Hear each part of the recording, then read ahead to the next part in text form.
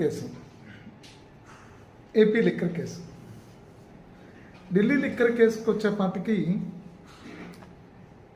కేంద్ర ప్రభుత్వం చాలా సీరియస్గా తీసుకుని ఈడీతో దర్యాప్తు చేయించి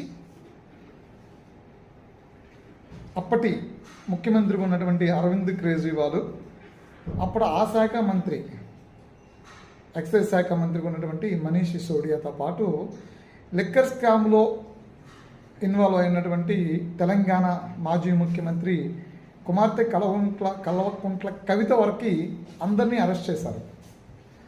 సో చాలా రోజులు జైళ్ళల్లో పెట్టారు, షరతులతో కూడిన బెయిల్లు ఇచ్చారు. 100 కోట్లకి సంబంధించినటువంటి లిక్కర్ స్కామ్. మరి ఆంధ్రప్రదేశ్లో 3,500 కోట్ల లిక్కర్ స్కామ్ జరిగింది అని ఇంత పెద్ద ఎత్తున సిట్ విచారణ చేస్తూ ఉంటే కేంద్ర ప్రభుత్వం ఎందుకు మౌనంగా ఉండిపోయింది?